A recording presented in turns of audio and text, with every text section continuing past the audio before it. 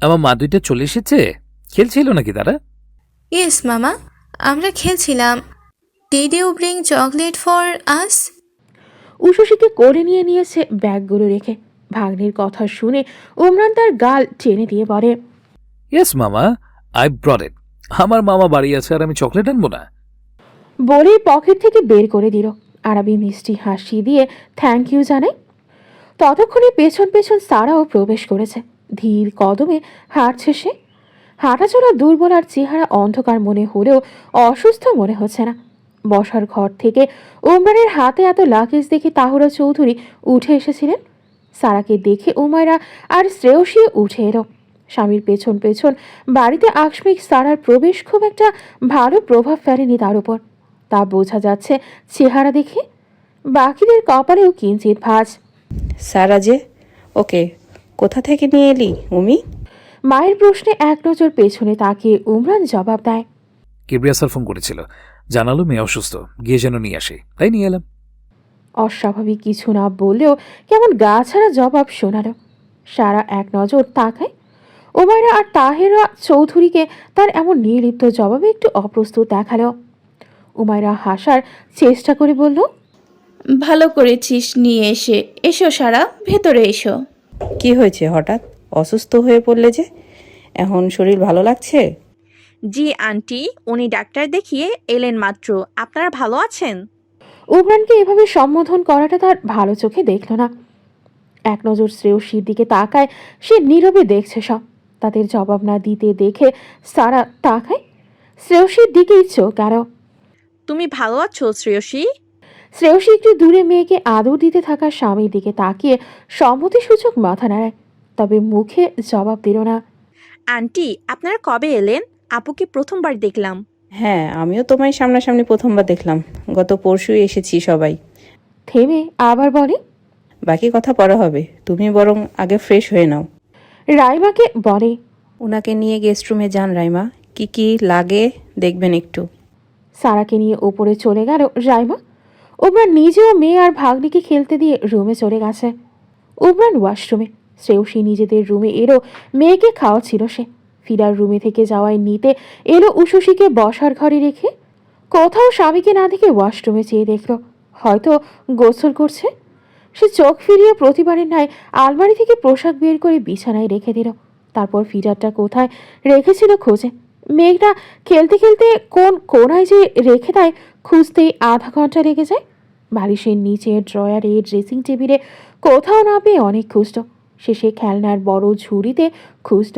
সব সরিয়ে সরিয়ে দেখে, শেষে দেখা মেরে নিয়ে উঠে দাঁড়াতে না দাঁড়াতেই পিঠের খোলা অংশে অতি ঠান্ডা কিছুর স্পর্শ অনুভব করলো। হঠাৎ এমন হওয়ায় গা শিউরে ওঠে। তৎক্ষণাৎ পেছন ফিরে খুব কাছেই উমরানকে দেখল। কি সমস্যা? পানি লাগিয়ে দিচ্ছেন কেন গায়ে? উমরান তার গালে ভেজা হাত ছুঁয়ে দিয়ে বলে। এমনি। শ্রেয়সী হাত সরিয়ে দেয়। আশ্চর্য, এমন কেন করছেন? গাল থেকে পানি মুছে নিল সে বিরক্তিতে। উমরান বিরক্তি উপেক্ষা করে তার গালে ঠোঁট ছুঁয়ে দেয়। কেমন করছি? শ্রেয়সী গালে হাত দিয়ে মুছে নিল সেই স্পর্শ। মুখে বিরক্তি টেনে বলে, ভেজা গা নিয়ে কি শুরু করেছেন? গা মুছে পোশাক পরে নিন আর পথ ছাড়ুন, কাজ আছে আমার। উমরান তার স্পর্শ মুছে নেওয়া জায়গায় অল্প করে কামড়ে দেয়। শ্রেয়সী আর্তনাদ করে ওঠে। উমরানের উন্মুক্ত বাহুতে তার নখ দেবে গেল। উমরান পাত্তা না দিয়ে দাঁত বসে যাওয়া ভেজা জায়গায় ঠোঁট ছুঁয়ে দিল। নিচে কাজ নেই তোমার, তোমার কাজ আমার সাথে আছে, নিচে কাজ আছে আমার, পথ ছাড়ুন। গা ঠেলে সরিয়ে দিতে চায়, কিন্তু সরল না, বরং আরও কাছে আসায় পেছাতে গিয়ে দেয়ালে পিঠ ঠেকল তার। তা দেখে চোখ তুলে ওমরানের দিকে তাকায়। মাথার চুল থেকে টপ টপ করে পানি ঝরছে। তার গায়ে শ্রেয়সীর হাত থাকায় সেটাও ভিজে যাচ্ছে। সে সরিয়ে নেয় নিজেকে, আরও সেটে নেয় দেয়ালে। ভেজা গায়ে লেগে থাকতে ভালো লাগছে না তার। উমরান তা বুঝে মাথা ঝাঁকিয়ে চুলের পানি দিয়ে আরও ভিজিয়ে দিল। শ্রেয়সী ঘাড় কাত করে চোখ কুঁচকে নেয়। হাতে সরানোর চেষ্টা জারি রেখে বলে, উফ, দূরে সরুন তো, বলছি তো কাজ আছে আমার। মুখ অন্ধকার করে রেখেছো কেন? সারা মেয়েটাকে নিয়ে এসেছি তাই রাগ হয়েছে? নরম কণ্ঠ তার। শ্রেয়সী জবাব দিল না, বরং বলে, ভালো লাগছে না এইভাবে, সরে দাঁড়ান। কিভাবে ভালো লাগবে বলো? আমি সেইভাবেই পজিশন নিচ্ছি। ফালতু কথা বলবেন না। ফালতু কথা? আমি তো কিভাবে দাঁড়ালে তোমার ভালো লাগবে তা জানতে চেয়েছি জান, অন্য কিছু বোঝায়নি। শ্রেয়সী লাজ মিশ্রিত বিরক্তি নিয়ে তার চোখের দিকে তাকায়। উমরানও তার দিকে ঝুঁকে চোখে চোখ রেখে দাঁড়িয়ে আছে। শ্রেয়সীর তাকানোতে ভ্রু নাচায়। সরে দাঁড়ান। সরবো না। পথ ছাড়ুন। ছাড়বো না। নিচে আপনার মেয়ে কাঁদছে। কাচ্ছে না। আমার মেয়ে জানে তার মাম্মা অভিমান করে আছে, তাই বাবাকে মায়ের অভিমান ভাঙাতে স্পেস দিচ্ছে। আমি কিন্তু এটা খুলে দেবো এবার না সরলে। শ্রেয়সীর ইঙ্গিত অনুযায়ী নিজের কোমরে কোনোভাবে ঝুলে থাকা তোয়ালের গিটের দিকে তাকালো। ওটা ছাড়া আর কিছু নেই আপাতত গায়ে। চোখ খুলে তুলে আবার শ্রেয়সীর দিকে তাকায়। আত্মবিশ্বাসী চেহারা শ্রেয়সীর। খুলে দাও। শ্রেয়সীর কান লাল হয়ে এলো এমন নির্লিপ্ত সম্মতিতে। সে তবুও সাহস জোগাড় করে বলে, সত্যি সত্যি খুলে দেবো কিন্তু। তো দাও না, আমিও তো বলছি খুলে দিতে। তোমার অদেখা কিছুই নেই। আরো দেখতে চাইলে। আর কিছু বলতে দিল না শ্রেয়সী। গাল চেপে ধরেছে নিজের কোমল হাতে। ক্ষীণ মিহি কণ্ঠে বলে, চুপ করুন আপনি। কি শুরু করলেন আশ্চর্য! আমি কোনো অভিমান করিনি। আপনি ড্রেস পরে নিচে আসুন, খেয়ে নেবেন। আমিও যাচ্ছি। সে কবে খাবার নিয়েছি উশসীর জন্য। উমরান গালের হাতটা সন্তর্পণে সরিয়ে হাতে নিল। কথা বলতে বলতে অনেক কাছে চলে এসেছে দুজনে।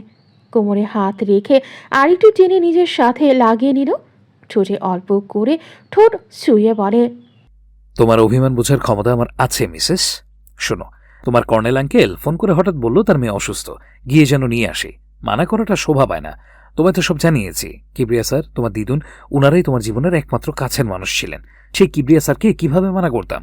ওনাকে আমি বাবার পরে স্থান দিয়েছি অনেক আগেই। লাভ ইউ শ্রেয়সী, অভিমান রেখো না। তোমার স্বামী তোমারই। আমি মোটেও এইসব কারণে অভিমান করিনি। দুজনের শ্বাস প্রশ্বাস বাড়ি খাচ্ছে। শ্রেয়সী মাথা উঁচিয়ে অতীব নিকটে থাকা স্বামীর চোখে চোখ রেখে কথাটা বলল, তাহলে আমার উশির মায়ের চেহারাটা এমন অন্ধকার কেন? উশি পাপাকে অন্য এক আন্টি উনি উনি করে ডাকলে উশির মায়ের ভালো লাগে না। কবে ডাকলো? শোনেননি? না তো। চারিদিকে তিনটা পাখির কিসির মিচের আওয়াজ রেখে আমি বাজে কণ্ঠের মেয়েদের কথা শুনবো নাকি? তাই আমাকে গলানোর চেষ্টা হচ্ছে এসব বলে বলে। উমরান হেসে উঠল। কপালে ঠোঁট ছুঁয়ে দেয়। শ্রেয়সী সেই স্পর্শ গ্রহণ করল নীরবে। হয়েছে, এবার পোশাক পরে নিন। দরজা খোলা। বাড়িতে অনেক মানুষ আছে, আগের মতো শুধু আমরা নেই আর। যান যান। শ্রেয়সী যে কার কথা বুঝিয়েছে উমরান তা বুঝতে পেরেছে। সে নীরবে হাসল তার মনের অল্প স্বল্প হিংসে আর প্রোটেক্টিভ স্বভাব দেখে। শ্রেয়সী বেরিয়ে এসেছে, কিন্তু দরজা পেরোতেই সারার দেখা পেল। দেখে তো মনে হচ্ছে অনেকক্ষণ হলো দাঁড়িয়ে আছে। শ্রেয়সী কাছে গিয়ে চোখে চোখ রেখে তাকায়। তুমি কিছু লাগবে সারা? সারার চোখ তার গালে বসে যাওয়া দাঁতের ছাপে। সোজা কথায় লাভ বাইট, যেটা একটু আগে শ্রেয়সীর স্বামী তাকে দিয়েছে। কিছু লাগবে? প্রশ্নের জবাবে সারা একবার তার রুমের দিকে তাকিয়ে চোখে চোখ রেখে জবাব দেয়, লাগবে। শ্রেয়সীর দৃষ্টি প্রশ্নাত্মক। সারা জবাব দেওয়ার আগে উমরান মাথা ঝাঁকিয়ে অল্প ভেজা চুলে হাত বোলাতে বোলাতে বের হয়ে এলো। বাইরে শ্রেয়সী আর সারাকে দাঁড়িয়ে থাকতে দেখে থেমে যায়। দুজনের দিকে এক নজর তাকিয়ে শ্রেয়সীর পাশে দাঁড়ালো। হাত ধরে জানতে চায়, কোনো সমস্যা শ্রেয়সী? ঠিক আছো? সে মাথা নেড়ে সম্মতি জানায়। ও, তাহলে এসো, নিচে যাই। উশি চিৎকার করছে খুব। চলো চলো চলো। এই কথায় শ্রেয়সীর মনোযোগ ঘুরে গেল সারার দিকে। নিজে দেরি করিয়ে এখন চলো চলো মারায়। নিজেই তো দেরি করালেন, এখন আসছে তাড়াহুড়ো দেখাতে। আচ্ছা সরি মিসেস, আমার মেয়ে এখন কাঁদতে শুরু করবে। তাড়াতাড়ি যাওয়া হোক প্লিজ। আরও অল্প অল্প কথা বলতে বলতে চলে গেল দুজনে, সারাকে সম্পূর্ণ উপেক্ষা করে। সে দাঁড়িয়ে দাঁড়িয়ে শুধু দেখল। সে অতিথি, অথচ তাকে একটাবার কি সমস্যা জানতে চাইল না। বউকে নিয়ে চলে গেল মেয়ে কাছে তাড়াহুড়ো দেখিয়ে। সারা যখন প্রথমবার উমরানকে দেখে তখন সে জানতো না যে উমরান বিবাহিত, কিংবা সে কোনো সন্তানের বাবা। এমনকি লোকটা কে তাও সে জানতো না। কর্নেল কিবরিয়া অর্থাৎ তার বাবার সাথে দরকারি কোনো কাজে দেখা করতে এসেছিল তাদের বাড়িতে। উমরান সারাকে যেভাবে খেয়াল না করেও সে খুব খেয়াল করেছে। সুদর্শন পুরুষটাকে দেখেই তার চোখ স্থির হয়েছিল সেদিন। পরে যখন জানতে পারে লোকটা শ্রেয়সীর স্বামী, তখন বিচ্ছিরি এক অনুভূতি হয় তার। মাথা থেকে ঝেড়ে ফেলে এক দেখার ওসব মোহ। কিন্তু শ্রেয়সীর খোঁজ সংক্রান্ত কিংবা আরও নানান কাজে বার কয়েক তাদের বাড়িতে আনাগোনা হয় ওমরানের। ওই সময়টায় মনটাকে আর বেঁধে রাখতে পারেনি। ছোট্ট উষসীর নানান অসুস্থতায় বাবা তাকে দেখতে গেলে সাথে নিজেও চলে যেত। প্রথম প্রথম তার এই আগ্রহকে অন্য নজরে দেখেনি কেউ। না তো কর্নেল কিবরিয়া নিজে দেখেছেন, সারা উমরানের সম্পর্কে আরও জানতে আরও বুঝতে ওদের ওখানে যেতে চাইতো বেশি। পরে উমরানের নিকট আত্মীয়রা সহ তার বাবা মা উমরানকে দ্বিতীয় বিয়ের পরামর্শ দিচ্ছে শুনে সাথে এও শুনল যে উমরান সরাসরি নাকচ করে দিয়েছে। কিন্তু তার বাবা মা উষসীর কথা ভেবে হলেও আরেক বিয়ের জন্য বারবার বলছিল। সারা সেসব জেনে যায় কোনোভাবে। ব্যাস, সেই থেকে দেখা হলেই উষসীর প্রতি আলাদা এক যত্ন শুরু করল এবং তার উদ্দেশ্য সফলও হয়েছে। সকলের নজরে এসেছিল বিষয়টা। আস্তে আস্তে প্রকাশ করো উমরানের বাবা মা তাদের চাওয়াটা, কিন্তু কিবরিয়া সাহেব সরাসরি মানা করে দেন।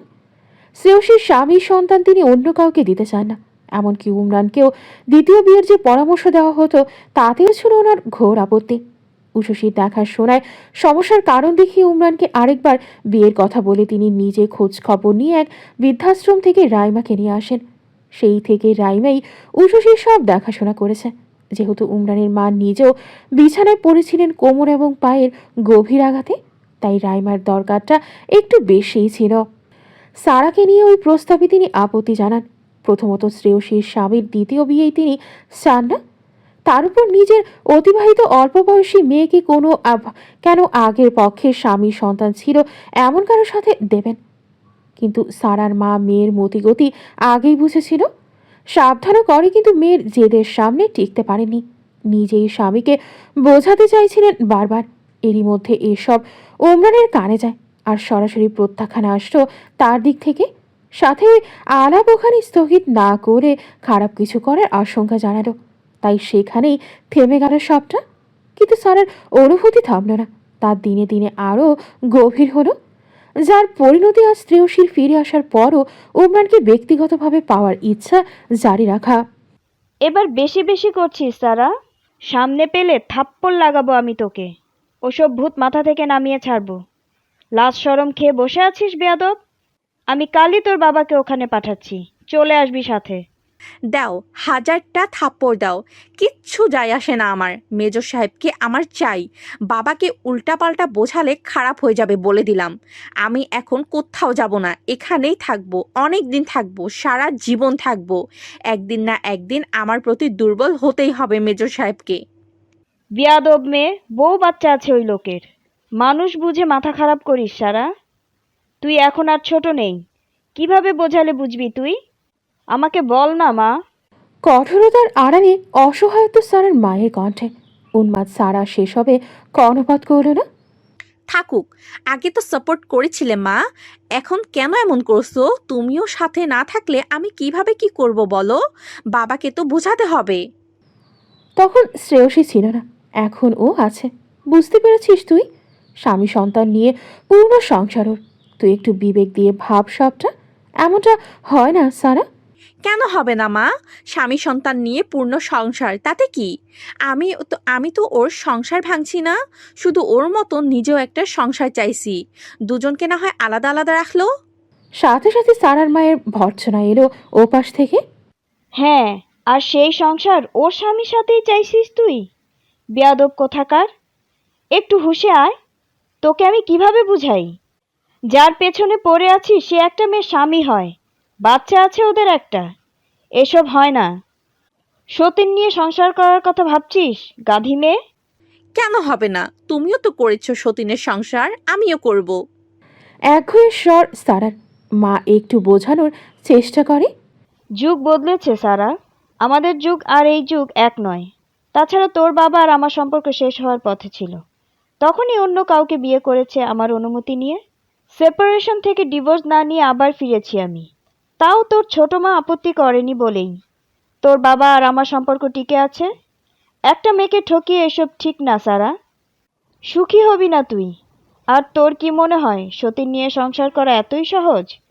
মনকে অনেক শক্ত করতে হয়। আমার আর তোর বাবার মধ্যে বোঝাপড়ায় অনেক রকম সমস্যা, এখনো তেমনটাই চলছে। এত অসহনীয়র মধ্যেও লোকটার অন্য সংসারে আছে ভাবতে আমার বুকটা পুড়ে যেতে চায়।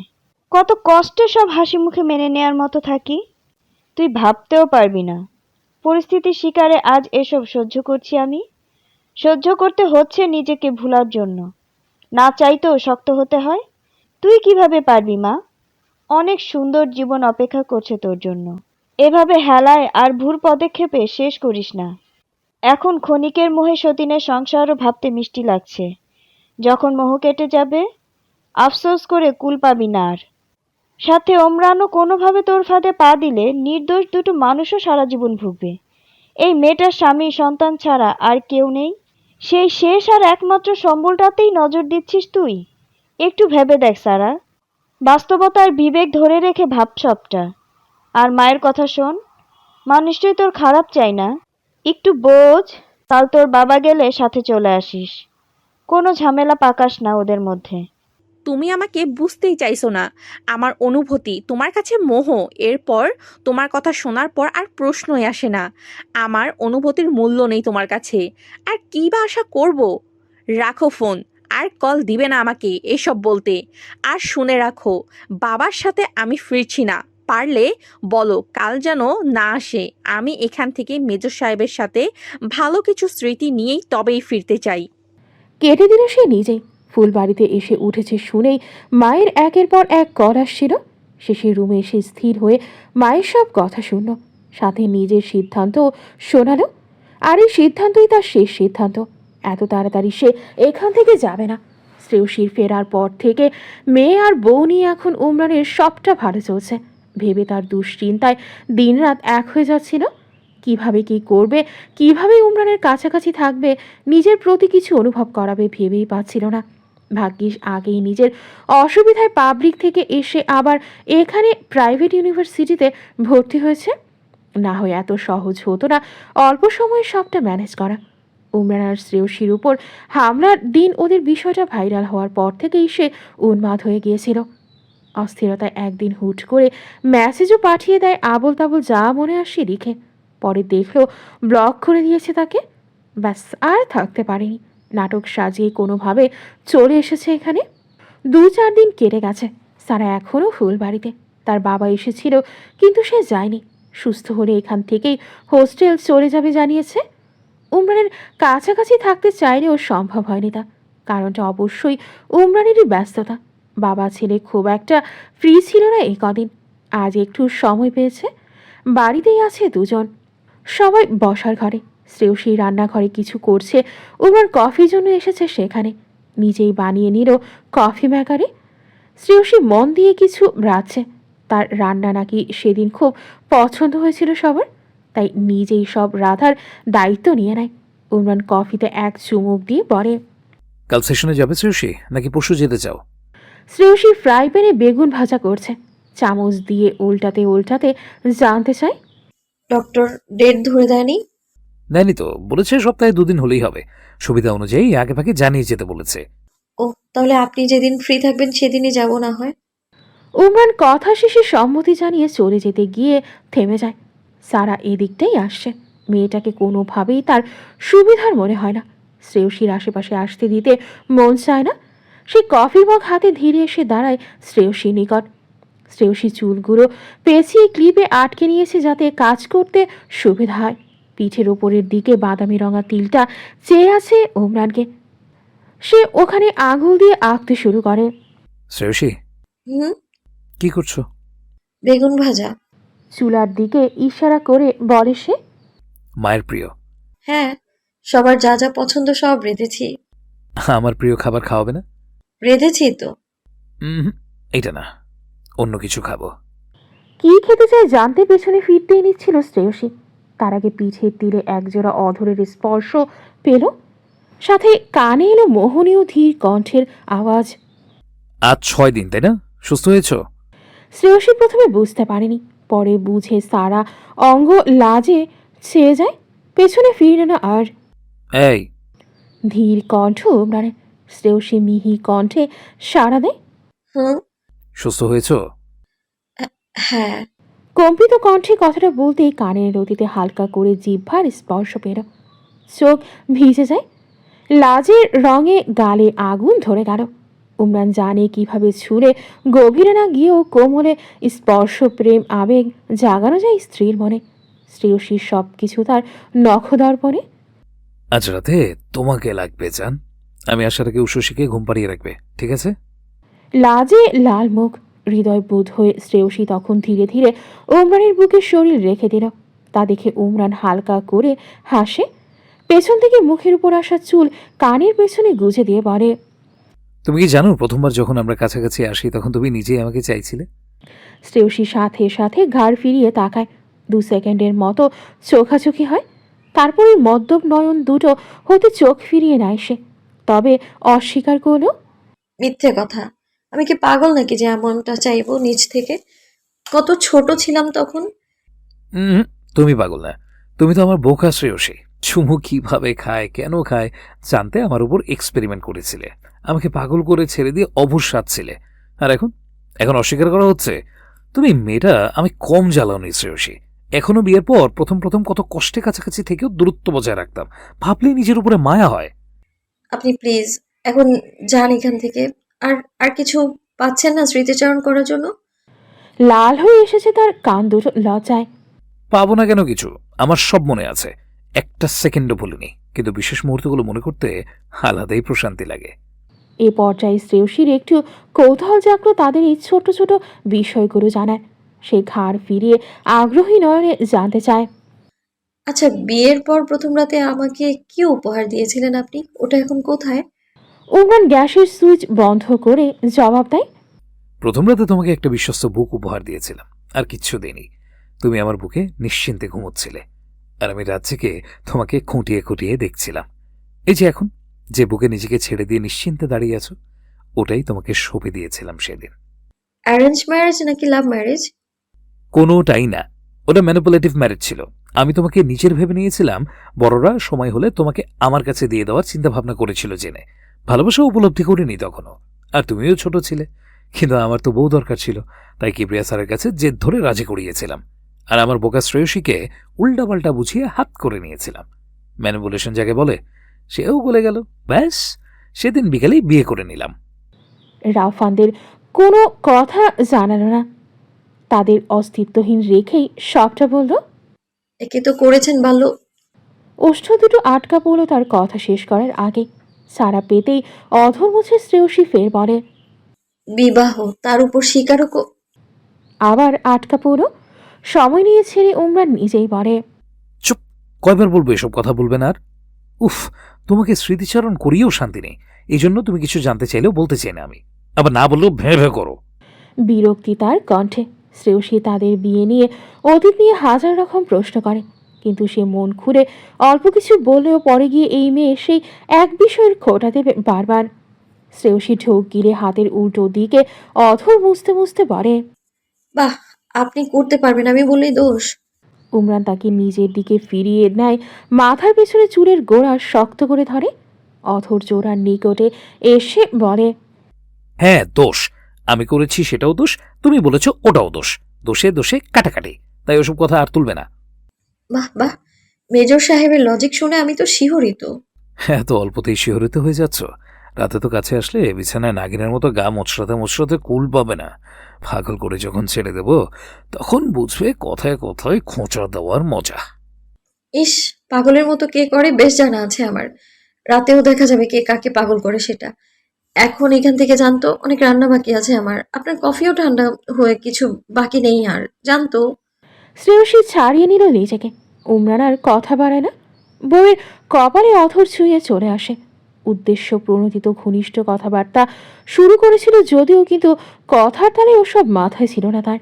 চলে আসতে গিয়ে সারাকে দেখতে পেল, অশ্রুজলে ভর্তি, চোখ দুটোতে ঈর্ষা স্পষ্ট। তাকে দেখে উমরানের মুখ দিয়ে আপনা আপনি বিচ্ছিরি একটা গালি বের হলো, যদিও সে ছাড়া কেউ শুনতে পায়নি গালিটা। কিন্তু বিরক্তি ভর্তি চেহারাখানার ঠোঁটের নড়চড়ে সারা বুঝে নিয়েছে তার উদ্দেশ্যে উচ্চারণ করা স্মৃতিকটু শব্দ দুটো। অনবের বাড়ি থেকে মেডিকেল চলে আসার বেশ কিছুদিন পেরিয়ে গেছে। মাত্র হাসপাতাল থেকে বাসায় ফিরেছে সে।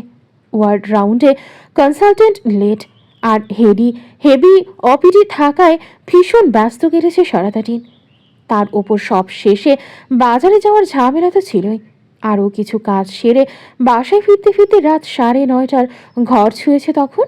যদিও এসব নতুন না, যত ব্যস্ত দিন কাটে ততই স্বপ্ন পেশা উপভোগের অনুভূতি পায় তারা।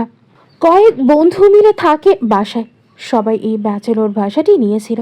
সবাই আগে পরে করে নিজেদের নানান কাজ সেরে ফিরেছে। বুয়ার হাতে রান্না খায় না তারা, কাজ ভাগাভাগি করে থাকে। এক একদিন এক একজনের রান্নার দায়িত্ব। অর্ণবের নেই আজ। সে ফ্রেশ হয়ে গা এড়িয়ে দিয়েছে বিছানায়, চোখ বন্ধ করে শুয়েছিল। মিনিট কয়েক পার হতেই কারো কল এলো। ফোন হাতে নিয়ে দেখে বাড়ি থেকে এসেছে। চাচির ফোন কল দেখে ভেবে নিল মায়ের ফোনে ডাটা শেষ হয়েছে। সে রিসিভ করে, হ্যাঁ চাচি, কেমন আছো? কিন্তু জবাব এলো না। উল্টো কান্নার স্বর শুনতে পেল কারো। অর্ণবের ভ্রু টান টান হয়, কানে চেপে বোঝার চেষ্টা করে সে। বিছানা থেকে উঠে বসেছে ইতিমধ্যে। গলাটা তুর্নার না? হ্যাঁ, তুর্নার কণ্ঠ চিনতে ভুল হয় না তার। হ্যালো না, কাঁদছিস কেন? কি হয়েছে? তুর্নার নাক টেনে কিছু বলল, কিন্তু অর্ণবের তার কিছুই বোধগম্য হয়নি। কান্নার দমকে কথা বলতে পারছে না সে। অর্ণব ফোন সামনে এনে দেখে, আবার কানে ঠেকায়। না, কি সমস্যা? কাঁদছিস কেন? কোথায় তুই? বিচলিত কণ্ঠ তার। রাতের এই সময়ে মেয়েটা তাকে ফোন দিয়ে কাছে কেন? বাড়িতে নেই নাকি? যাবে কোথায় তাহলে? বাড়ির কেউ জানে না? কোনো বিপদ হলো না তো? অর্ণবের মাথা আউড়িয়ে যাচ্ছে নানান চিন্তায়।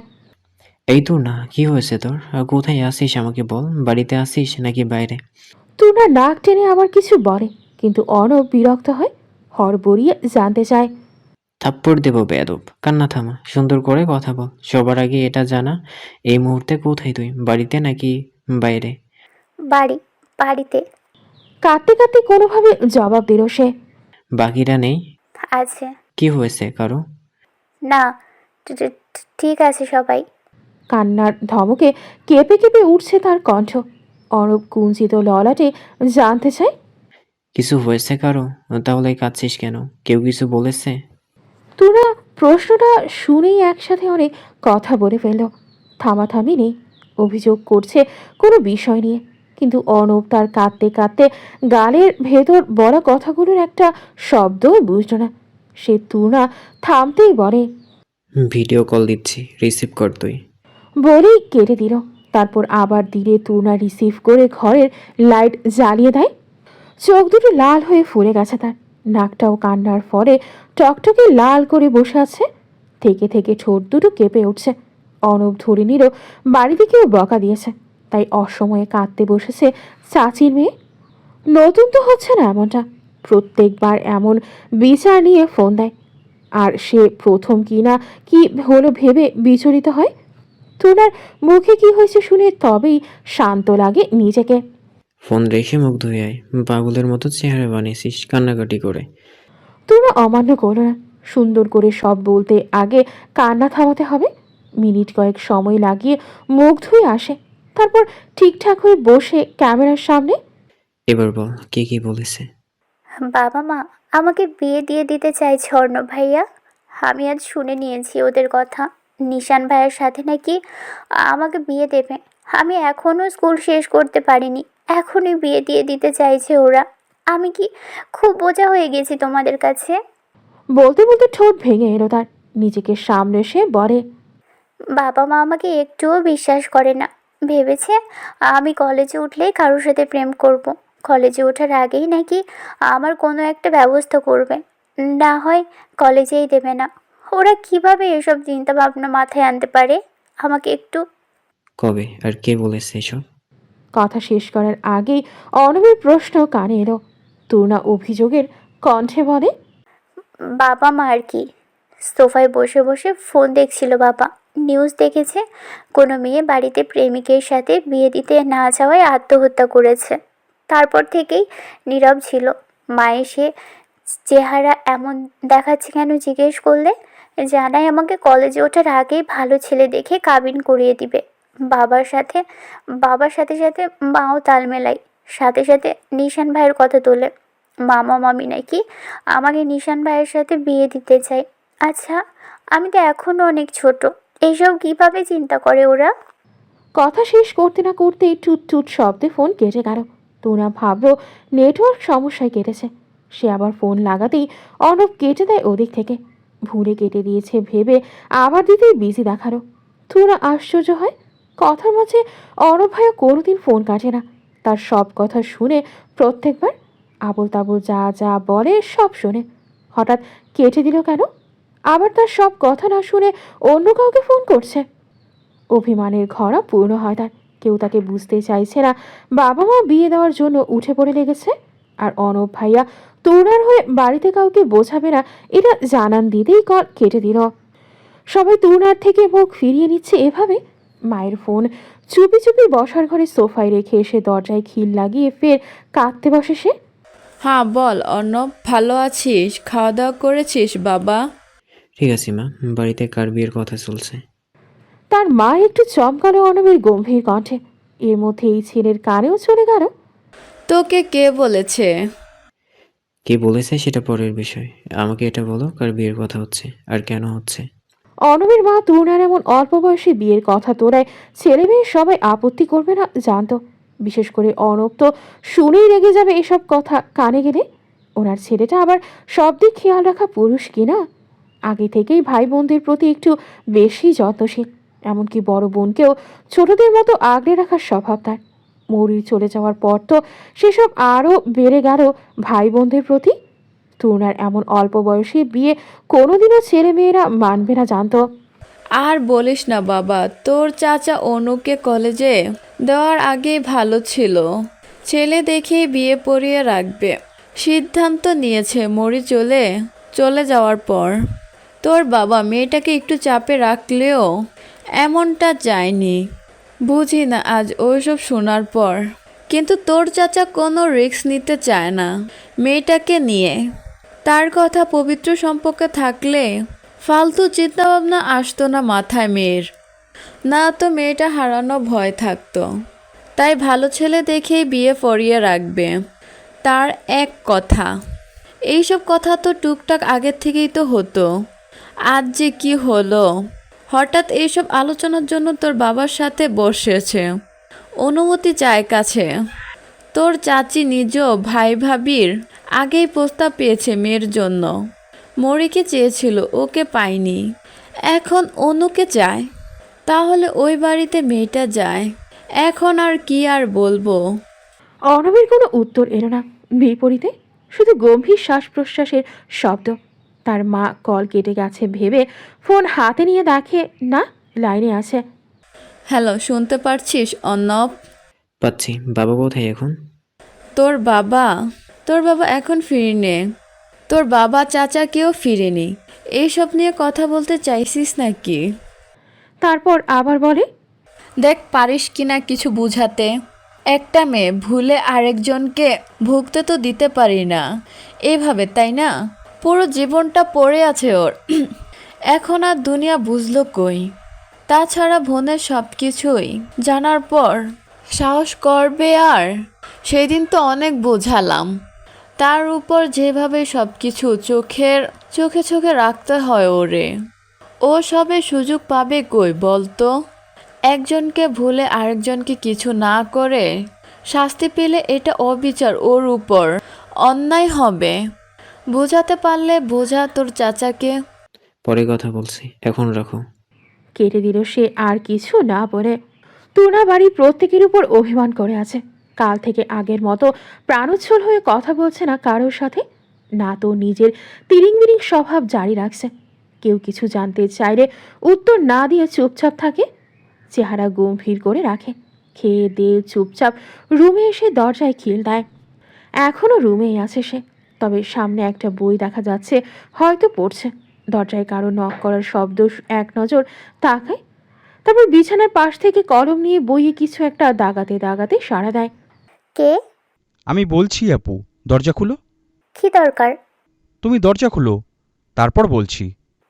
আমার কোনো দরকার নেই, এখান থেকে যা তুই। আমি দরকারি কথা বলেই চলে যাব, 2 মিনিট লাগবে শুধু। খুলো না প্লিজ। বলেছি তো আমার কোনো দরকার নেই তোদের সাথে, যা তুই এখান থেকে। বিরক্তি করবি না একদম। পিঠের উপর দেবো আর একটা দরজা ধাক্কালে। হ্যাঁ, তোমার শুধু আমার পিঠটাই দেখো, কথা না শুনলে পিঠের উপর, শুনলেও পিঠের উপর। সরকারি জায়গা পেয়েছো যে। রেগে বলে মৃন্ময়, তারপর আবার আওয়াজ তোলে। অর্ণব ভাইয়া কথা বলতে চাইছে তোমার সাথে, ফোন নাও আর আমাকে উদ্ধার করো। তোমার চেয়ে অর্ণব ভাইয়ার হাতে কিল বেশি ভারী হয়।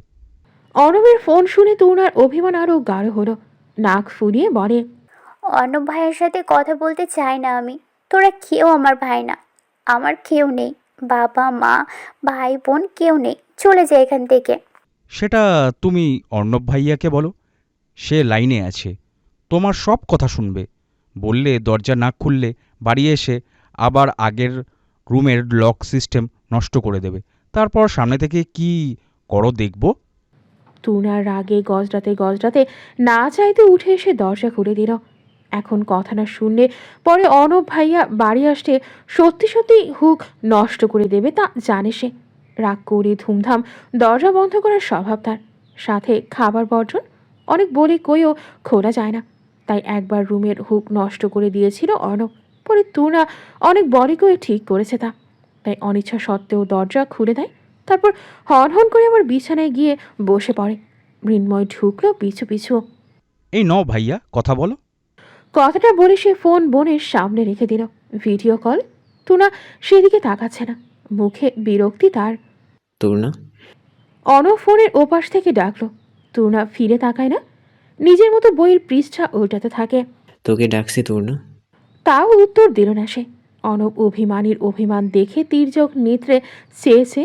ক্যান্টিনে বসে আছে সে, গায়ে সাদা অ্যাপ্রন জড়ানো, তার পাশে টেবিলে স্টেথোস্কোপ রাখা, হাতের কফির মগে চুমুক দিতে দিতে কিছু পল চুপচাপ দেখে তরুণাকে। তারপর মৃন্ময়কে বলে, মিনময়, বাইরে যা তুই। সে বসেছিল, কথা শেষ হলেই ফোন নিয়ে যাবে বলে মায়ের ফোনে গেমস খেলছিল। ভাই চলে যেতে বলায় নাখোশ চেহারা নিয়ে বের হয়ে যায়। সকাল থেকে ফোনের উপরে ফোন দিচ্ছি, কথা বলতে চাইছিস না কেন তুই? এখনও রেগে আছিস? বাড়িতে কারোর সাথে নাকি কথা বলছিস না? তুনা বাঁকা চোখে তাকালো। বিচার দেওয়াও হয়ে গেছে এর মধ্যে। এভাবে কি দেখছিস? কেউ বিচার দেয়নি। মিনময়কে কি করছিস জিজ্ঞাসা করেছিলাম, ওই বলেছে ভালো। ছোট জবাব তার। ভালো, তা তো জানি। এখন বল, এত মন খারাপ করে থাকতে হবে কেন? আর কেউ কি কি বলেছে বিয়ের কথা সকাল থেকে? না বললে রেগে থাকার কারণ কি? তুনা এবার পূর্ণ দৃষ্টি ফেলে তাকায়। আমার অনেক বড় ভুল হয়ে গেছে রাগ করে, আমি ভীষণ দুঃখিত। তোমরা আমাকে ক্ষমা করে দাও। করবে ক্ষমা, নাকি এই অপরাধে আবার বিয়ে দিয়ে শ্বশুরবাড়ি পাঠিয়ে দেওয়ার আলোচনায় বসবে সবাই মিলে? বলো বলো। আমার এই অপরাধে আবার বিয়ের আলোচনায় বসবে, তাই না? মেয়ে হয়েই ভুল করেছি। তুমি মৃন্ময় যাই করো সবার ভালো লাগে, আমি একটু রেগে থাকলেই মস্ত বড় অপরাধ। তোমরা বরং আমাকে সত্যি সত্যি বিয়ে দিয়ে দাও। একবার শ্বশুরবাড়ি চলে গেলে আর জীবনেও তোমাদের বাড়ি আসবো না, দেখে নিও। লাঠি ঝাঁটা খেলেও ওখানেই থেকে যাব, তাও তোমাদের কাছে ফিরবো না। তোমাদের মনের আশা পূর্ণ হবে তখন। বলতে বলতে অশ্রুকণা দেখা গেল তার চোখে। অনেক কষ্টে সামলালো নিজেকে। যা সে করেনি তা ভবিষ্যতে করবে এই আশঙ্কায় বিয়ে দিতে চাইছে তাকে এত তাড়াতাড়ি। ভীষণ কষ্ট পেয়েছে সে। এত অবিশ্বাস করতে হবে কেন? এমনিতেই কি কম চোখে চোখে রাখে তাকে সবাই? প্রতিনিয়ত এত চাপে রেখেও আবার ওসব সন্দেহের মানে কি? ভাবতে ভাবতে নাক টানে সে। এর মধ্যেই অর্ণবের কণ্ঠ শুনতে পেল। শেষ? রাগের পারদ বাড়ল তার। হ্যাঁ শেষ, আমার বকবক করা শেষ। তোমার কানটা বেঁচে গেছে, আর বকবক শুনতে হবে না, যাও এখান থেকে। বলতে বলতে ফোন হাতে নিয়ে কল কেটে দিতে চাইছিল। কল কাটলে তোর হাত কেটে বক্সে ভরে রেখে দেব। তুমি ফোনের ওপাশে, পারবে না, তাই ভয় পাচ্ছি না। বাড়ি আসবি না কোনোদিন, আর আমার সামনে পড়বি না তুই। দমে গেল সে। ফোন না কেটে রেখে দিল, তবে মুখ ঝামটা মেরে অন্যদিকে তাকায়। এখন চুপচাপ আমার কথা শোন। তুর্না তাও ফিরল না দেখে অরব শ্বাস টানে। ক্যান্টিন বয়কে আরেকটা কফি দিতে বলে হাত ঘড়িতে সময় দেখে তুর্নার উদ্দেশ্যে তাকায়। এদিকে তাকা তো না, দ্বিতীয়বার বলতে গেলে গাল লাল করে দেব থাপড়ে। না চাইতেও তাকালো সে। অনব অভিমানীর চোখ মুখ মনোযোগ দিয়ে দেখে বলে, সবাইকে আমি বলে দিয়েছি যেন কেউ বিয়ের কথা আর না তোলে। আড়াই, রেগে থাকতে হবে না ওইসব নিয়ে। আর বিয়ে দিলেও কি, বিয়ে কি খারাপ নাকি? মেয়ে হয়েছিস, বিয়ে করবি না? আমার সাথে কথা না বলে এত রাগ কিসের? মেয়ে হয়েছে বলে বিয়ে করতে হবে কথা আছে? তুমি ছেলে বলে কি বিয়ে করতে হবে না? তেরা দৃষ্টি তার। অবশ্যই হবে। আমি বিয়ে না করলে তোর বিয়ে কি করে হবে? তূর্ণার চেহারায় আনন্দের ঝিলিক দেখা গেল অল্প করে। মানে তুমি বিয়ে করে তবেই আমাকে বিয়ে দেবে? না, একসাথে বিয়ে করবো দুজন। তাও ভালো, একসাথে দুটো বিয়ে, মজা হবে অনেক। কিন্তু তুমি কাল আমার সব কথা না শুনে ফোন কেটে দিয়েছো কেন? আবার জানতে চাইছো রাগ কিসের? অর্ণব মায়া জড়ানো মুখটার দিকে চেয়ে বলে, ব্যস্ত ছিলাম তাই কাটতে হয়েছে, সরি ফর দ্যাট। সামনে থেকে আর কোনো দিন এমনটা হবে না। তোর সব কথা শুনে তবেই ফোন কাটবো। ঠিক আছে, আর না করলেই হলো। তাকে ধীরে ধীরে স্বাভাবিক হতে দেখে অর্ণব চুলের ভাঁজে হাত বোলাতে বোলাতে বলে, একটা কথা বল, তোর কি এখন বিয়ে করতে সমস্যা ছিল, নাকি তোর নিশান ভাইকে বিয়ে করতে সমস্যা? অবশ্যই বিয়ে করাতে। অর্ণব হাত নামিয়ে অতীব ঠান্ডা চোখে তাকায়। মানে সময় হলে তখন নিশানকে বিয়ে করতে সমস্যা নেই তোর? তোরা হাতে কলম দিয়ে কিছু আঁকছিল। এই প্রশ্নে কপাল কুঞ্চিত করে তাকায়। তুমি কি পাগল? নিশান ভাইয়ের প্রেমিকা আছে আমি জানি। এই খবর আমার কাছে অনেক আগে থেকে এসেছে। বাবা মা কিংবা মামা মামি চাইলেও জীবনেও নিশাদ ভাইয়া ওর প্রেমিকা ছাড়া আর কাউকে বিয়ে করবে না। খুব ভালোবাসে ভাবিকে নিশান ভাইয়া। এত কথা তুই কি করে জানিস? কপালে ভাঁজ অর্ণবের। সে ভেবেছিল নিশান ছেলেটাকে বিশেষ গুরুত্ব নিয়ে দেখতে হবে, কিন্তু এখানে অন্য ব্যাপার। কিন্তু সে না জানলেও এই বিচ্ছু ঠিকই জেনে রেখেছে তাকে ছোটখাটো চিন্তায় ফেলে রেখে। জানবো না? গতবার মামা বাড়ি থাকতে ভাইয়াকে কথা বলতে শুনে নিয়েছিলাম। আমার চোখে ফাঁকি দেওয়া অত সহজ নাকি? মুখ বন্ধ রাখতে ট্রিট দিয়েছে, বুঝেছো? ওই যে বাইকে করে বাড়ি ফিরেছি বলছিলাম না, তখন ট্রিট দিয়েছিল। আমি তো ভাবির সাথে কথাও বলেছি ফোনে। ঠোঁট চেপে হাসে সে। চোখে মুখে গর্ব তার বড় ভাইয়ের প্রেম ধরে ফেলেছে। হবে না? অর্ণব দাঁতে দাঁত চেপে পড়ে।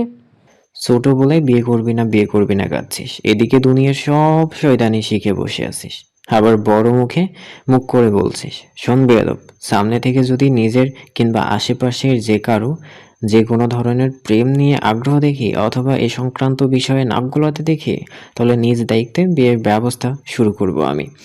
এবার থেকে ঠিক মতো পড়বি, খাবি, সবার সাথে কথা বলবি। বড়দের কথা না শুনলে মার একটাও মাটিতে পড়বে না আমি বাড়ি এলে। এমনিতেই ছোট, ওইদিকে দুনিয়া জানানোর বাকি নেই তার, আবার ভাবিকেও ডাকে হেসড়ে পোকা মেয়ে। Phone cut. বলতে দেরি না হলেও তুনার ফোন কাটতে দেরি হলো না। জিভ কাটে সে বেঁচে গিয়ে। অনুপ ভাইয়া এসব শুনলে রেগে যায় জানা কথা। উত্তেজনায় নিশান ভাইয়ার প্রেমিকার কথা বলে ফেলেছে। সে মৃন্ময়কে ডাক দিয়ে ফোন নিয়ে যেতে পারে। অনুপ তুনাকে সান্ত্বনা তো দিয়ে দিয়েছে, কিন্তু সেদিন ওই মুহূর্তে বাবাকে ফোন করে তুনার বিয়ের বিষয়টা নিয়ে আলোচনা ওখানেই থামতে বললেও চাচা তা আদতে মানেনি। ওনার এক কথা মেয়েকে কারোর সাথে জুড়ে দিয়ে তবেই নিশ্চিন্ত শ্বাস নিতে পারবেন। একবার বাড়ির জোয়ান মেয়ে হারিয়েছে তুনার বেলায় কোনো প্রকার সুযোগ বা ঝুঁকি নেওয়ার মানে হয় না, কিন্তু একটা এদিক ওদিক হরে খোয়াতে খোয়াতে বেঁচে যাওয়া সম্মান তো যাবেই, সাথে মেয়ে হারানোর তীব্র ভয় মনে। অনবের বাবাও এখনো নিজের ছোট মেয়েকে হারানোর সেই অন্ধকার অধ্যায় থেকে বের হতে পারেনি। রাত হলেই মেয়ের মুখটা চোখে ভাসে। বাচ্চা কালের খিলখিল করা সেই হাসি কানের কাছে বেজে ওঠে। যতই রাগ ক্ষোভ দেখাক, ওপরে ওপরে জন্মদাতা পিতা হয়। একটুও কি কষ্ট হয় না? হয়তো। স্ত্রী যখন মাঝরাতে কাঁদে তখন বুক ফেটে যেতে চায় তার। মনে হয় সবটা মিথ্যা। মেয়ে এখনো ছোট ভাই বোন সহ তাকে নিয়ে মেলায় যাওয়ার আবদার করে ঘুমের মধ্যেই এসে পরীক্ষা শেষ করে মামা বাড়ি যাওয়ার বায়না করে। ভাই বকেছে দেখে বাবার কাছে বিচার আনে, আবার বাবা বকে অভিমান করে। সেই মেয়েটা আর বেঁচে নেই, মানতে কষ্ট হয় এখনো। সাথেই ওসব ভাবলে বাড়িতে যে মেয়েটা আছে তাকে নিয়েও ভয় হয়। মৌরির প্রেম নিয়ে বাড়ির একটা মানুষ কিছু টের পায়নি মারা যাওয়ার আগ অব্দি। না জানি কোথাকার কেমন ছেলের মায়ায় বা ফাঁদে পড়ে যায় তোরাও। যুগ বড় খারাপ এখন। ক্ষণিকের আবেগে কী থেকে কী করে ফেলেছে বাচ্চাগুলো। এত কাণ্ড করেও এখনো সেই বাচ্চাটাই ছোটবেলার মতো ভুল করে ফেলেছে মনে হয় তার। শুধু বড়বেলা হওয়ায় ভুলটাও বড়, কিন্তু মনে মনে এত সুন্দর চিন্তা ভাবনা আনা যতটা সহজ, বাস্তবে তা নয়। মেয়ে যা করেছে ঘোর অন্যায়, একথা অর্ণবের বাবা নিজেও জানে। তাই তো মনে মনে মেয়েকে ক্ষমা করে দিলেও তা কখনো প্রকাশ করে না মুখে। ভাইয়ের ভয়টাও অর্ণবের বাবা বুঝতে পারে, নিজেও তো বাবা, আর তুনারও যে বড় বাবা, ভয় তারও কম নয় তুনাকে নিয়ে। তাই একজন মরির ভুলের কারণে তুনাকে এভাবে বেঁধে ধরে বিয়ে দেওয়া উচিত হবে না মনে হলেও অন্য মন নানান ভবিষ্যৎ আশঙ্কায় ভাইকে যা করতে চাইছে করতে দিতে মন চায়। অর্ণব সাময়িক সময়ের জন্য তুনার বিয়ের বিষয়টি নিয়ে ভাবা বন্ধ করার অনুরোধ করেছে চাচার কাছে, আর বাবাকে কিছু কথা বলেছে যা একান্তই তার আর বাবার মধ্যে। বাকি যা করার সে নিজে বাড়ি গেলে করবে। কোলে উশুসি ঘুমাচ্ছে সে। শ্রেয়সী তাকে কাঁধে নিয়ে সুসু শব্দ করে ঘুম আরও গাঢ় করার চেষ্টা করছে। পাশে আরাবি আর এমিরের হাতে একটা ঝুড়ির মতো বক্সে বেশ কিছু খাবার। শ্রেয়সীকে স্বাভাবিকের তুলনায় বেশি খাবার খেতে হয় এখন। তার নিয়মিত শুকনো খাবার তালিকায় প্রায় সব কিছু শেষের দিকে, তাই ড্রাইভারকে দিয়ে বাজার করে পাঠিয়েছে ওমরান। আমির মামিকে তার রুমে নিতে সাহায্য করছে। উশুসি ঘুমাচ্ছে যেহেতু, তাই তাকেও বিছানায় রেখে আসবে। আরাবি হাতে এক হাতে চকলেট আর ললিপপ নিয়ে তাদের পাশাপাশি যাচ্ছে। তুমি এখন কোন ক্লাসে এমির? আমাদের তো ক্লাস বা স্টার্ট বলে না মামি, ইয়ার হিসাব করা হয়। স্বাভাবিক ভঙ্গিতে বলে আমির। আমার জিএসসি শেষ, এই বছর ইয়ার 12-এ উঠেছি, এ লেভেল শুরু করব, এখান থেকে ফিরেই 6 ফর্মে জয়েন করব। বয়স কত তোমার? ইস 16, আর কয়েক মাসের মধ্যেই 17-এ পা দেব। ও আচ্ছা, আর আরাবিকে স্কুলে দিয়েছে? ইয়া, আমির আরবির দিকে তাকিয়ে হালকা হাসে। She start nursery at two am a half. কথা বলতে বলতে হাঁটছিল তারা। উশুসি কাঁধে ঘুমোচ্ছে। মাঝপথে সারাকে দেখতে পেল, ফোন দেখতে দেখতে এদিকে আসছে। শ্রেয়সী এমিরের দিকে ফেরে। এমির, তুমি একটু ওগুলো রুমে রেখে আসো প্লিজ, আমি 5 মিনিটে আসছি। এমির হেসে মাথা নাড়ায়। ওকে, নট এ প্রবলেম। আরবিও ভাইয়ের পেছন পেছন যায়। সারা একটু দাঁড়াও প্লিজ। তার কণ্ঠে সারা ফোন থেকে মাথা তুলে তাকালো। শ্রেয়সীর ডাকে সে ললাট কুঞ্চিত করে তাকায়। মেয়েটার তার সাথে তেমন সখ্যতা ভাব নেই। অতিথি হিসেবে দরকারি যেটুকু কথা বলার প্রয়োজন সেটুকুই আরাব তাদের। হ্যাঁ বলো। বলছিলাম তোমার ফোনে নিশ্চয়ই আমার দিদুরের অনেক ছবি থাকবে, আমাকে কিছু ছবি ট্রান্সফার করতে পারবে প্লিজ? তার অনুরোধে সারা কিছু পল চেয়ে স্বাভাবিকভাবেই জবাব দেয়। হ্যাঁ আছে, ওয়েট। সে ফোন ঘেটে নিজের দাদির ছবিগুলো বের করলো, তারপর শ্রেয়সীর দিকে বাড়িয়ে দেয় ফোনটা। শ্রেয়সী ফোল্ডারে থাকা তার দিদুনের ছবিগুলো বেছে বেছে নিল। পুরনো কিছু ছবিতে তাকে সহ দেখা যাচ্ছে। আকস্মিক তার মনে হলো ছবির মুহূর্তগুলো কিছুটা মনে পড়ছে তার। হ্যাঁ, সারার জন্মদিন অনুষ্ঠানে তাকে নিয়ে গেছিল কনের আঙ্কেল। উৎফুল্ল মনে সব ছবি নিজের ফোনে নিয়ে নেয় সে। নেওয়া হলে এক্সিট দিয়ে ফোনটা সারার দিকে বাড়িয়ে দিল, কিন্তু ভ্রু কুচকে যায় তার। এক্সিট দিতেই ফোনের স্ক্রিনে একটা ছবি দেখল না, পেছন ফিরে আছে কোনো পুরুষ। ওটা তার স্বামী, চিনতে পেরেছে সে। শ্রেয়সী আবার ফোন নিয়ে দেখতে পারল না সারা নিয়ে নিয়েছে ততক্ষণে, কিন্তু তার অতিশয় কুঞ্চিত ললাট স্পষ্ট জানান দিচ্ছে যে ওটা দেখেছে এবং চিনেছে। শ্রেয়সীর হতবাক প্রশ্নাত্মক দৃষ্টি দেখে সারা বলে, কিছু বলবে? সে জবাব দিল না। ঠান্ডা চোখে চেয়ে রয়, শ্বাস প্রশ্বাস একটু ঘন দেখাচ্ছে আগের চেয়ে। হয়তো কি বলবে, কি প্রতিক্রিয়া দেবে বুঝে উঠতে পারছে না। ঢোক গেড়ে সে, তবে বেশিক্ষণ নিরুত্তর থাকলো না।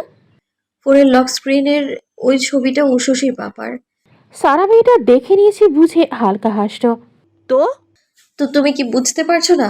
অন্যের স্বামীর ছবি তোমার ফোনে ওয়ালপেপারে দিয়েছো তুমি। পারবা না কেন? জেনেই তো দিয়েছো। সরাসরি তাকিয়ে জবাব দেয়। শ্রেয়সী বিরক্ত আর সুপ্ত ক্ষোভ নিয়ে অনুদ্দেশ্যে তাকিয়ে চোখ মুখ কুচকে নেয়। এমির আর আরাবি বেরিয়ে এসেছে ততক্ষণে। এমির, একটু এদিকে এসো প্লিজ। এমির এগিয়ে আসতে মামিকে অস্বাভাবিক চেহারায় দেখে কপালে ভাঁজ ফেলে সারার দিকে তাকায়। কিছু হয়েছে মনে হচ্ছে দুজনের মাঝে, তবে কোনো প্রশ্ন করো না। ওকে একটু নাও প্লিজ, রুমে গিয়ে সাবধানে শুয়ে দেবে কেমন? দুপাশে বালিশ দুটো দিও। আমির মামির কথা অমান্য করল না। গম্ভীর তির্যক নেত্রে এক নজর সারাকে দেখে। উশুসিকে কোলে নিয়ে আবার চলল মামির রুমের উদ্দেশ্যে। আরবিকে ছোট থেকে নেওয়ার অভ্যাস আছে তার। পিঠে নিজের মতো হাত বুলিয়ে দিল যাতে উঠে না যায়। সারা নিজেও তেরছা নজরে সবটা দেখল। আমির যেতেই হালকা হেসে বলে, মেয়েকে পাঠিয়ে দিলে যে চুলোচুলি করবে নাকি আমার সাথে? দরকার পড়লে করতে দ্বিধা নেই আমার, তবে আপাতত ওতে যাচ্ছি না। প্রথমত যেটা করবো সেটা হচ্ছে বলে সারার হাত থেকে ফোনটা টেনে নিয়ে এক আছাড় মারল ফ্লোরে। এই যে এটা করলাম সবার আগে, এরকম আরো অনেক কিছু করব প্রয়োজন পড়লে। হোয়াট দ্য বিস্মিত সারা নিচে বসে ফোনটা হাতে নিয়ে দেখল সবার আগে। এই মেয়ে ফোনটা এভাবে কেড়ে নিয়ে আছাড় মারবে ভাবতে পারেনি সে। দুভাগ হওয়া ফোনটা হাতে নিয়ে হতবাক নেত্রে তাকায়। রাগে ক্ষোভে মাথা তুলে শ্রেয়সীর চেহারায় চোখ রাখে। কপালে আসা চুলগুলো কানে গুজে উঠে দাঁড়ায়। শ্রেয়সীর বাহু ধরে বলে, are you innocent or what? Phone ভাঙলে কোন সাহসে? শুধু ফোন না, আরেকবার আমার স্বামীকে নিয়ে বেহায়াপনা করলে তোমার মুখটাও ভেঙে দেব। ঝাড়া মেরে নিজেকে ছাড়িয়ে নেয় সে। You bloody beach! ফোনের দাম কত জানো? এমন ফোন জীবনে চোখে দেখেছো? তোমার ফোন নিয়ে তুমি কাজই বানিয়ে খাও, নির্লজ্জ মেয়ে কোথাকার। এমন ফোন বহু দেখেছি আমি, কিন্তু তুমি মনে হয় জীবনে পুরুষ মানুষ দেখোনি চোখে, তাই অন্যের স্বামী দেখে কুকুরের মতো পেছনে পড়ে আছো। সারা ততক্ষণে বহু কষ্টে নিজেকে সামলেছে। এখানে অবাঞ্ছিত প্রতিক্রিয়া দেখানো যাবে না তা সে জানে। ঘন ঘন শ্বাস টানে। এর জন্য তোমাকে পে করতে হবে শ্রেয়া, একেবারে ঠিক করনি। যা যা বলেছো, যা করেছো, you will have to pay for it. দেখবো কে কাকে পে করে। তাচ্ছিল্য কণ্ঠে কথাটা বলে কি ভেবে শ্রেয়সী আবার নিজেই বলে, আচ্ছা তুমি কি পে বলতে কোনোভাবে টাকা পয়সা খুঁজছো? আগে বলবে না। আমার আবার অনেক টাকা, বাবার সব আমার, স্বামীর সব আমার। তোমাকে দুবার কিনে নিতে পারবো জানো। বলো কত লাগবে, আমি দিয়ে দিচ্ছি। টাকা নিয়ে এখান থেকে বিদায় হতে চাইলে তাই বরং নাও, বলো কত চাই। অপমান করতে ইচ্ছাকৃত এসব বলেছে সে। সারার চোখ মুখ লাল হয়ে এসেছে রাগে। আমার বাড়িতে থেকে আমার স্বামীর দিকে কোন নজর দিচ্ছ? আমি জেনেও বারবার ছেড়ে দিব ভেবেছো? সারা তাচ্ছিল্য হেসে বলে, তোমার বাড়ি নিজের করছো, বেশ ভালোই। তবে তোমার স্বামীর বাবা মা নিজেই একসময় আমাকে এই বাড়ির বউ করতে চেয়েছিল, জানো তো? আমি যদি কোনোভাবেই তোমার স্বামীর নামে কবুল পড়ে এ বাড়িতে উঠি, দেখবে ওরাও মেনে নিবে আমাকে। এখন যেভাবে তোমার বাড়ি বাড়ি করছো না, তখন দেখবে আমিও এই বাড়ির অংশীদার হব। বাড়ির নেম প্লেট নিশ্চয়ই দেখেছো। ওটার ইতিহাস জানো? আমার শ্বশুর তার পুত্রবধূর পছন্দ মাথায় রেখে নিজেদের আপন নীরকে আমার জন্য ফুল বাড়ি করে দিয়েছে। তো আমি আমার বাড়ি বলবো না তো কে বলবে? আর বাকি তোমাকে বউ করে আনতে চাওয়ার কথা। মানুষের বয়স বাড়লে আবেগ অনুভূতিও বাড়ে, মাথায় লজিক কমে যায়। তোমার মতো বেহায়া কুটনি মেয়েদের ম্যানিপুলেশন সহজে ধরতে পারে না, তাই অল্প সময়ের জন্য বুদ্ধিভ্রষ্ট হয়েছিল তাদের। তবে চিন্তা নেই, এখন তো আছি আমি। আমার শ্বশুর শাশুড়িকে কিভাবে বাইরের বেহায়া নির্লজ্জদের থেকে বাঁচিয়ে রাখা যায় তা শিখিয়ে পড়িয়ে দেব আমি। সারা ক্ষোভে কিছু বলতে চাইছিল, শ্রেয়সী হাত দেখিয়ে থামিয়ে দেয়। শোনো, তোমার এসব নির্লজ্জ কাজ কারবার আর কাউকে আমি বলবো না। তুমি বেহায়া হলেও আমি এসব ওদের সামনে গিয়ে বলার মতো লাজ শরম ত্যাগ দিতে পারিনি এখনো। নিজেরই লজ্জা হচ্ছে তোমার বিচ্ছিরি স্বভাব দেখে। তাই যতদিন এই বাড়িতে আছো ভালোই থাকো, নয়তো আমার ধৈর্য সীমা পার হয়ে গেলে ফোনটা যেভাবে ভেঙেছি ওভাবে সবার সামনে তোমার বেহায়া রূপটাও তুলে আনতে দেরি করবো না আমি। রুমের ভেতর থেকে উষসীর কান্নার শব্দ আসে। শ্রেয়সী আর দাঁড়ান না, চলে যায় তাড়াহুড়ো করে। সারা তার যাওয়ার পথে কিছুক্ষণ চেয়ে থাকে, ঘন ঘন শ্বাস ফেলে। শ্রেয়সী মেয়ের কান্না বাড়তে শুনে তাড়াতাড়ি চলে এসেছে। কিছুক্ষণ আগে সেই দৃঢ় অভিব্যক্তি লক্ষ্য করা যাচ্ছে না চেহারায়। এখন বিচলিত ভাব সেথায়। রুমে এসে দেখলো আরবি খিলখিল করে হাসছে, আর আমির চোখ মুখ কুচকে উষসীকে কোলে নিয়ে দাঁড়িয়ে আছে। পারছে না মেয়েটাকে রেখে দিতে, না তো করে রাখতে। তার পুরো গা ভিজিয়ে দিয়েছে উষসী, এক ঘরা হিসু করে। শ্রেয়সী বিচলিত কণ্ঠে বলে, উশিকে রাখতে পারোনি, উঠে গেছে। শুধু উঠে যায়নি মামি, তোমার মেয়ে পি করে দিয়েছে আমার কোলে। কাতর কণ্ঠ তার। শ্রেয়সী জিভ কাটল। এই রে, আমি ভেবেছিলাম এসে ওয়াটারপ্রুফ প্যাড দিয়ে দেবো নিচে, এর মধ্যে হিসু করে দেবে, বুঝতে পারিনি। দাও আমাকে, তোমায় তো পুরো ভিজিয়ে দিল। আমির মামিকে দিতে দিতে বলে, এত পি কে করে? দেখতে এটুকুনি বাচ্চা, পি করেছে এক বালতি, শার্ট বেয়ে বেয়ে প্যান্ট শুদ্ধ ভিজিয়ে দিয়েছে। সি, মনে হচ্ছে আমিই করেছি। ক্রন্দনরত উশসীকে কোলে নিয়ে বকতে থাকে তার মা। হালকা কণ্ঠে আদুরে বকা দিচ্ছে সে, কিন্তু আরবি তো একেবারেই মানতে পারে না। সে বিছানার ওপর থেকে নেমে আসে, কোমরে হাত দিয়ে বলে, She did absolutely the right magic, মামি। উষি তো ঘুমিয়েছিল, ভাইয়া ওকে রেখে ভালোই ভালোই চলে না এসে ও ঠোঁটে গালে হাত দিয়ে জোরে জোরে টাচ করছিল। That's why she waked up and started crying. And then when he picked her up to stop crying, she peed. Tit for tat, huh? Shut up Rabi, you are talking too much. Am I? ভাইয়ের ধমকে তাকে বিচলিত হতে দেখা গেল না, বরং চোখ রাঙিয়ে তাকাচ্ছে সে। শ্রেয়সী আরবির মাথায় হাত বুলিয়ে বলে, আচ্ছা আচ্ছা, তোমার বোন ইনোসেন্ট, সে কিছুই করেনি। এখন উশির ওয়ার্ড্রোব থেকে দুটো ড্রেস নিয়ে এসো তো, সাথে একটা ছোট কাঁথাও নিও। Okay. সে চলে গেল। এমির, তুমিও যাও, চেঞ্জ করে নাও। শীতের মধ্যে বেশিক্ষণ ভেজা গা নিয়ে থাকো না। ইয়া, যাচ্ছি। যেতে যেতে শান্ত হয়ে আসা উশসীর দিকে চোখ বড় করে তাকালো, যেন ভয় পায়, কিন্তু সে উল্টো হেসে দিল। মায়ের কাঁধে মুখে গুজে দেয় হাসে। আমিরের ঠোঁটের কোণেও হাসি দেখা যায় উশসীর কাণ্ড দেখে। অরব দুদিন পর হঠাৎ বাড়ি ফিরেছে। সেদিন বৃহস্পতিবার রাতে ফিরেছে সে। বাড়ির কেউ জানতো না যে সে আসবে। কোনো পরিকল্পনা ছাড়াই চলে এসেছে ট্রেনের টিকিট কেটে। কিছুদিন আগে ফিরে গিয়ে এখন আবার বাড়ি দেখে অবাক হয় সবাই। নানান প্রশ্ন তাদের, কোনো সমস্যা হলো কিনা, মেডিকেলের ঝামেলা কিনা, অনব সেসবের উত্তর দেয়নি। ব্যাগপত্র নিয়ে সোজা রুমে যায়। ফ্রেশ হয়ে সবার আগে খাবার দিতে পারে, খেয়েও নেয় ধীরে।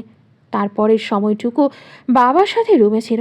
মিনিট কয়েক পর বাইরে চিন্তিত বদনে বসে থাকা চাচাকেও ডেকে নিল তার বাবা। অনব তুনার বিয়ের বিষয় নিয়ে আলোচনা বন্ধ রাখতে বলায় তা করেছিল তারা, কিন্তু পরদিন রাত হতে হতে নিশান নিজে বাবা মায়ের কাছে ওসব শুনে মানা করে দেয়। প্রেমিকার কথা না জানালেও তুনাকে কোনোভাবেই ওইভাবে সে দেখতে পারবে না এ কথা জানিয়ে দিয়েছে। অনবের কথায় আলোচনা বন্ধ রাখলেও মানা করা হয়নি এ বাড়ি থেকে। এর আগে ওই বাড়ি থেকেই মানা করে দিল। এখন নিজেরা প্রস্তাব দিয়ে নিজেদের দিক থেকেই আবার প্রত্যাখ্যান। অনবের বাবা চাচার ভালো লাগেনি, না তো তার চাচির। ভীষণ গায়ে লেগেছে এই বিষয়টা। তুনার বাবা তো মেয়ে নিশানের চেয়ে ভালো কোনো ছেলের হাতে তুলে দেবে পণ করে ফেলেছে। তাও সে সময় নিশানের সাথে কথা এগোনোর কথা ছিল, ওই সময়েই করবে। তুনা অনবের সাথে সেদিন কথা বলার পর থেকে দিব্যে আছে, কোনো চিন্তা নেই তার। অনব ভাইয়া বলেছে ওসব নিয়ে আর কথা হবে না বাড়িতে। তার উপর ভাইয়ার বিয়ের পর যা বা তার বিয়ের সময় একসাথে তার বিয়ে হবে বলেছে, তাহলে আর চিন্তা কিসের? খায় দায় আর ঘুমায় সে। কিন্তু তুনার বাবার কাছে যেন বারংবার মেয়েকে বিয়ে দেওয়ার কারণ স্বয়ং নিজে উড়ে উড়ে আসছে। এমনিতেই নিজের চিন্তা আর ভয় কাটাতে তুনাকে কারো হাতে তুলে দিয়ে রাখার চিন্তা আগে থেকে। তার মধ্যে সে অহমিকায় আঘাত আসত, তা মানতে পারছে না কোনোভাবে। সরাসরি মুখের উপর প্রত্যাখ্যান করে কিভাবে? মৌরিকে যে দেয়নি তারা সেই শোধ তুলেছে বলেই তো মনে হচ্ছে। অথচ মৌরিকে দিতে পারেনি বলে তুনাকে যখন চেয়েছে একবারও না ভেবে হ্যাঁ করে দিয়েছিল তারা। এই তার প্রতিদান। অনব কাল রাতে মায়ের কাছে শুনেছে এসব। বাবাকে একান্তে তুনার ভবিষ্যৎ নিয়ে বিয়ে ধারাও আরও ভালোভাবে নিরাপদ গড়তে পারবে, প্রয়োজনে সবটা সে দেখবে, এ নিয়ে নানান কথা বলছিল যখন, তখনই মনের খবরের কিছু ইঙ্গিত দিয়েছে। তাও তার চাচা মেয়ে অন্য কোথাও পাত্রস্থ করতে খোঁজ লাগাচ্ছে জেনেও মানা করল না। তার মা চাচির কোনো ধারণা নেই অনবের চলে আসার কারণ কি। ভেতরে বাড়ির 3 পুরুষের মধ্যে কি কথা হচ্ছে, হঠাৎ তো থমথমে কেন সবটা, এই নিয়ে কোনো ধারণা নেই তাদের। চিন্তায় চিন্তায় সব কাজ সারল। তাদের রাতের খাবার হয়ে গেছে অরবের আসার আগে। এখন সব গুছিয়ে নিচ্ছে। রাত তখন 12টার ঘর পার হয়েছে। শেষে ছেলে আর তার বাবা চাচা বের হলো। 2 মেয়ে জামাইকে ফোন দিয়ে কার স্ত্রীর সন্তান নিয়ে সওদাগর বাড়ি আসার নিমন্ত্রণ দিতে বলল। অনবের মা আশ্চর্য হয় স্বামীর কথায়। এই শেষ রাতে মেয়ের জামাইকে ফোন দিয়ে বউ বাচ্চা নিয়ে দাওয়াত দেব, মাথা ঠিক আছে আপনার? আর কি উপলক্ষে দাওয়াত দেওয়া? তুলি বাপের বাড়ি এসেছে 2 দিন আগে। স্বামীর সঙ্গে এখানে থেকেই তার এক বন্ধুর বিয়ের অনুষ্ঠানে যাবে বলে 3-4খানা শাড়ি সঙ্গে এনেছে। দুপুরে খাওয়া দাওয়া সেরে রুমে বসে সেগুলো বোন মৌরিকে দেখাচ্ছে, কোনটা পরে ভালো হবে, কোনটা মানাবে, এই নিয়ে চলছে পরামর্শ। উঠতি বয়সী তুনাও পাশে দাঁড়িয়ে উচ্ছ্বসিত চোখে শাড়িগুলো দেখছে।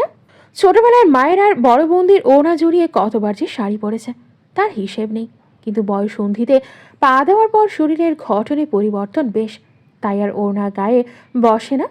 সেই সঙ্গে শাড়ি পরাও অনেকদিন হয়ে ওঠেনি। তুলির বের করা শাড়িগুলোর মধ্য থেকে একটা তুলে নিয়ে সে আয়নার সামনে দাঁড়ায়। এলোমেলো করে যেন সাপের মতো পেঁচিয়ে কোনো মতে গায়ে জড়ালেও কুচি আর কিছুতেই ধরতে পারে না।